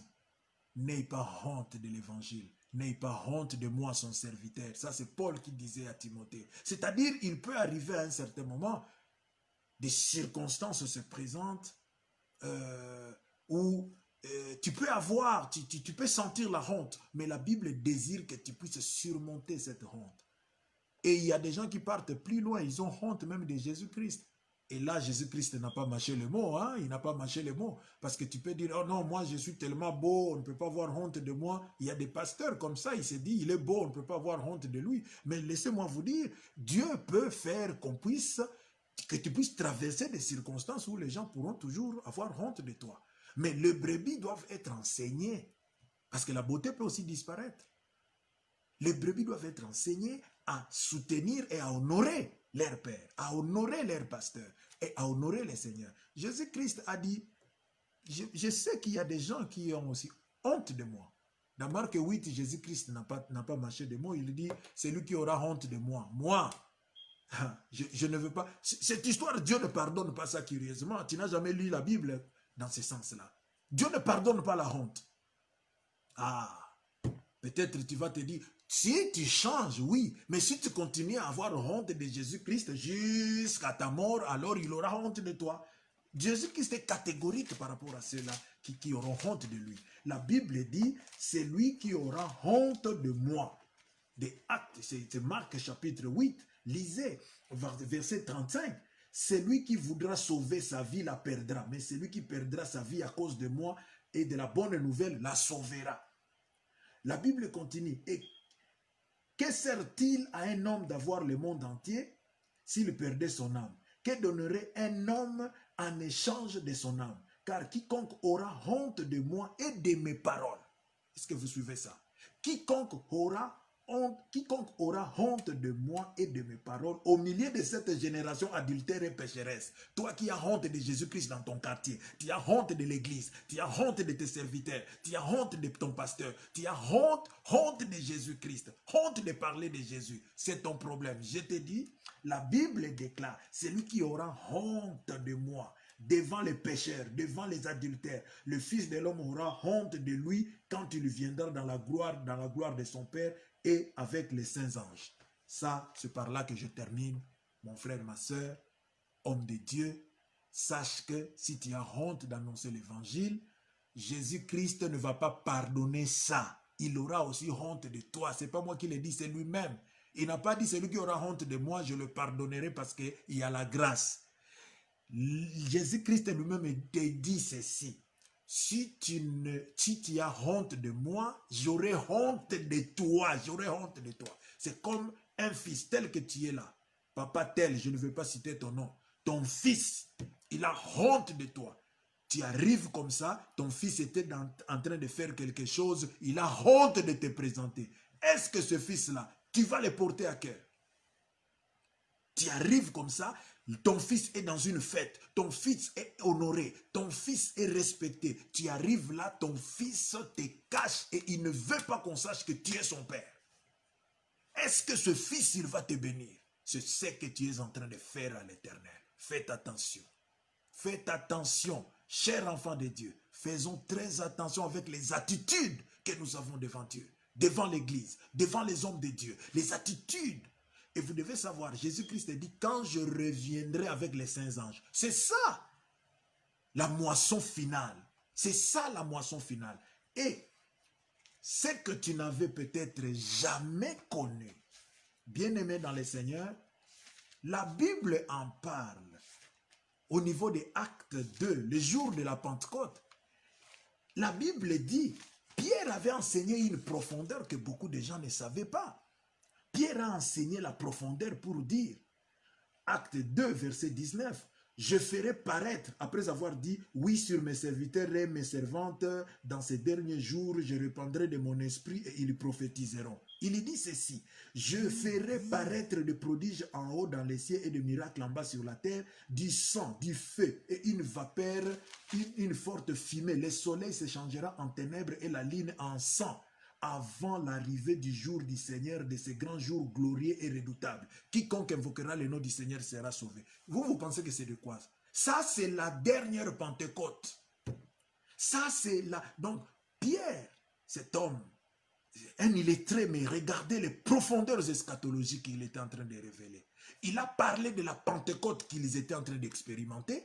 Il a expliqué cette Pentecôte par rapport à la première Pentecôte qui était au niveau de Mont Sinaï. Et il a révélé la dernière Pentecôte, la dernière moisson, quand Christ reviendra pour prendre son église. Et après ces choses-là, quand l'église sera enlevée, il y aura le soleil qui va s'obscurcir. Il y aura maintenant la frappe qui était comme à la montagne de Sinaï. Cette frappe-là va commencer maintenant à frapper ceux-là qui n'avaient pas le Saint-Esprit. Tu as tout intérêt de présenter Jésus-Christ. Tu as tout intérêt de parler de Jésus.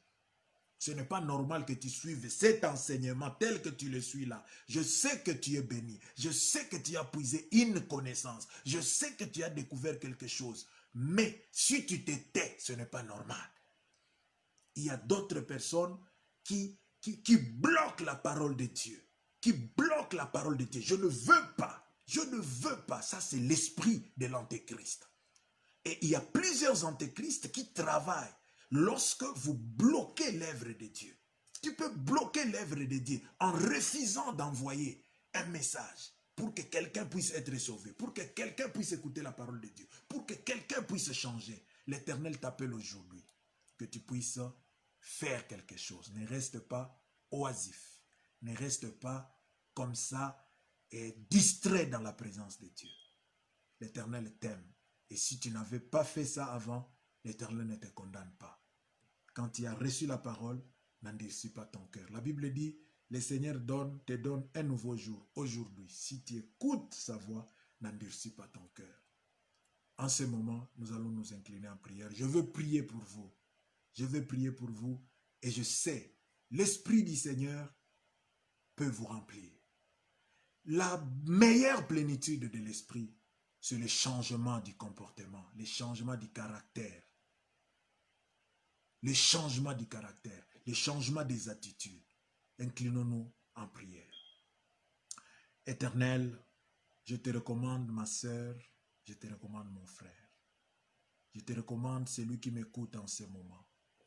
Ô Père, Yahweh, tu es capable de pardonner le péché. Tu es capable de pardonner les péchés. Bien-aimés dans le Seigneur, vous tous qui m'écoutez en ce moment, répétez cette prière avec moi.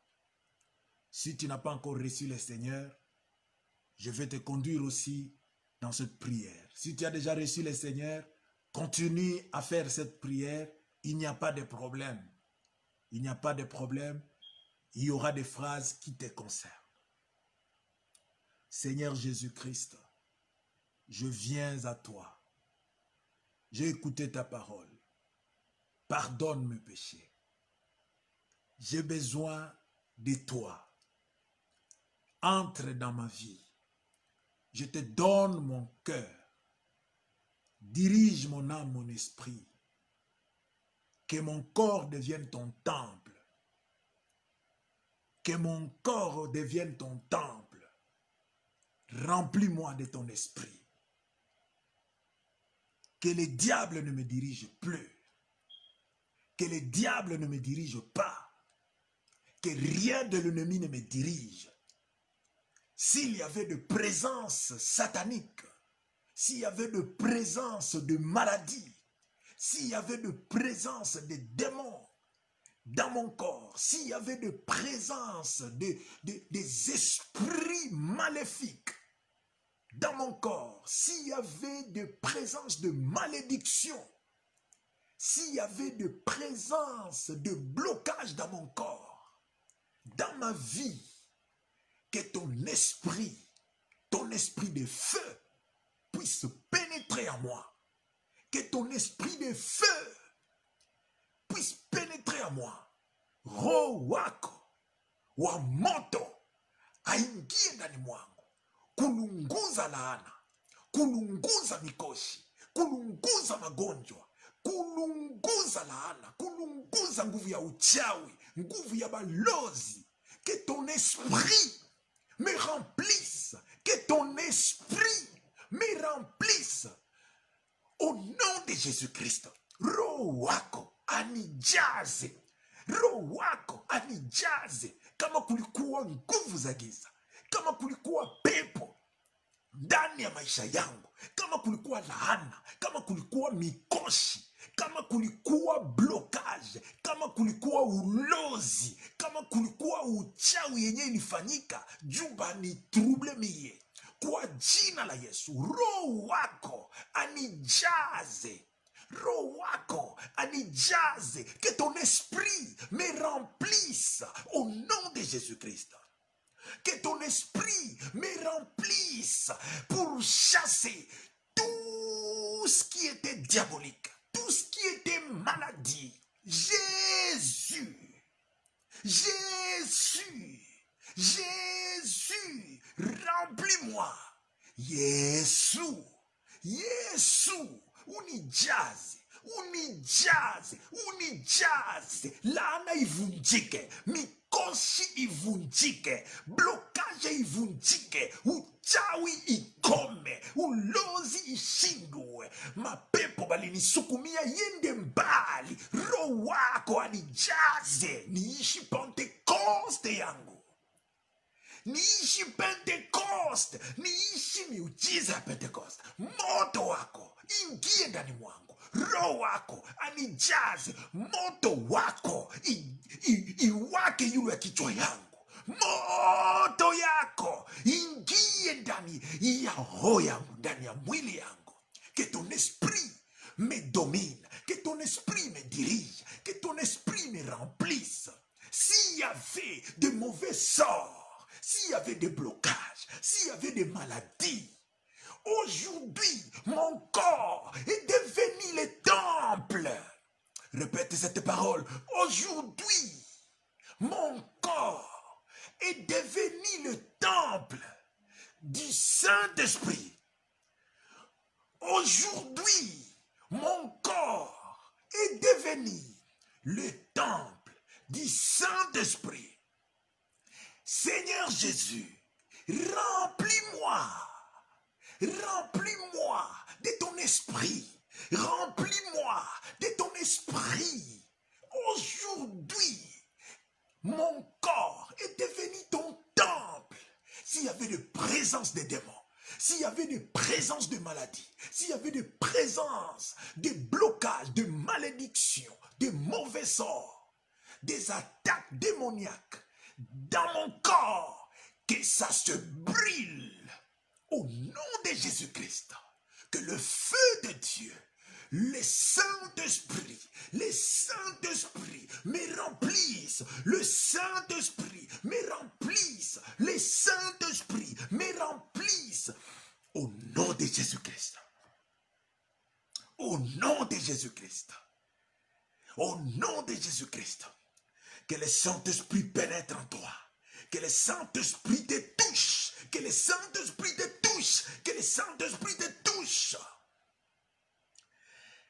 Que tout le monde puisse voir le feu de la présence de Dieu. Au nom de Jésus-Christ. Reçois les dons spirituels. Reçois les dons spirituels. Reçois les dons spirituels. Le parler en langue, les dons de miracle, les dons de guérison, les dons de sagesse, les dons de paroles de connaissance, les dons d'interprétation des langues. Recevez cela. Recevez cela. Recevez cela. Les dons de miracle. Recevez les dons de miracle. Recevez les dons de prophétie. Recevez cela. Au nom de Jésus-Christ. Recevez les dons. Recevez les dons. Pokea karama. Pokea karama. Pokea karama. Pokea karama. Karama ya miujiza. Karama ya uponyaji. Karama ya kunena kwa lugha. Karama ya tafsiri lugha. Karama ya neno la ujuzi. Karama ya neno la ufahamu. Karama ya utafsiri ya lugha. Kwa jina la Yesu Kristo. Pokea. Pokea hiyo. Pokea hiyo. Pokea hiyo. Roho Mungu iko anaingia ndani mwako na iko analunguza magonjwa yote, analunguza lahana yote, analunguza mikosi ya balozi, analunguza kila kitu kibaya bali kusukumia, kinalungula, kinalungula, kinalungula, kinalungula, kinatoka ndani ya mwili yako, kinatoka kinaenda zimuni kwa jina la Yesu Kristo. Moto, moto, moto, moto inalunguza. Moto wa Mungu inawaka ndani ya mwili yako. Unaishi Pentekoste mpya. Unaishi Pentekoste mpya. Moto wa Mungu inawaka kuteketeza mikoshi, kuteketeza bala, kuteketeza blocage, kuteketeza kila kitu kilikuwa mpeshe kuolewa. Kila kitu kilikuwa mpeshe kuolewa. Hiyo pepo ilikuwa inafunga kuolewa yako. Moto wa Mungu unaingia ndani mwako. Pepo inatoka. Pepo inatoweka. Pepo inatoweka. Pepo inatoweka. Pepo inatoweka. Moto wa Mungu inawaka ndani mwako. Kwa jina la Yesu Kristo. Kwa jina la Yesu Kristo. Damu ya Yesu ikufunike. Tangu leo uishi Pentekoste. Pentekoste haiko tena siku moja. Pentekoste ni maisha yote. Na Pentekoste ndio itamaliza kila kitu. Wakati Yesu atarudia itakuwa Pentekoste tena. Kwa sababu tutavunwa. Tutavunwa. Ndio mwason. Ndio mwason tutavunwa tunaenda. Ndiyo ni Pentekoste na Pentekoste. Kanisa yenye ilizalika ilikuwa Pentekoste. Na kanisa yenye itaendelea ni Pentekoste. Yenye itavunwa. Yenye itapanda mbinguni ni Pentekoste. Siseme Pentekoste ya kimwili, ni Pentekoste ya kila mtu. Ukuwe Methodiste, ukuwe Batiste, kama uko na Roho Mtakatifu ni kanisa la Pentekoste. Basi mwenye iko na Roho wa Mungu njo mwenye atavunwa, njo mwenye atapanda wakati Yesu atarudi. Que l'Esprit de Dieu te remplisse. Que l'Esprit de Dieu te remplisse. Que l'Esprit de Dieu te remplisse. Que l'Esprit de Dieu te remplisse. Que l'Esprit de Dieu te dirige. Que l'Esprit de Dieu te dirige. Au nom de Jésus-Christ. Au nom de Jésus-Christ. Damu ya Yesu ikusafishe, isafishe maisha yako, na tangu leo uishi guérison. Uishi délivrance totale. Mungu akusaidie, mandoto mibaya yote ikome. Na tangu leo maisha yako ibadilike na kubariki kwa jina la Yesu Kristo. Amen. Bonne fête de Pentecôte à tous et à nous revoir chaque dimanche à 11h45 heure de Bukavu.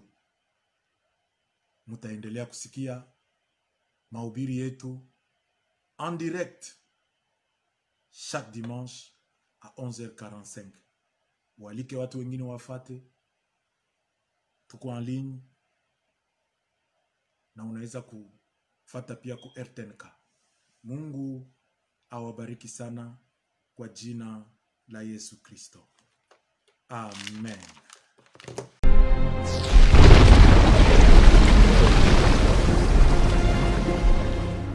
Niguse,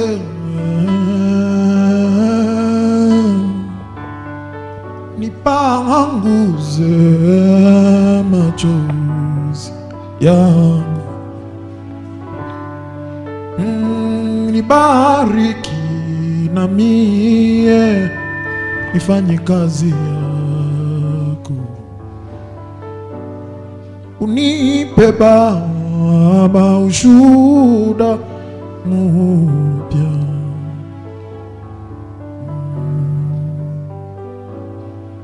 Uondoe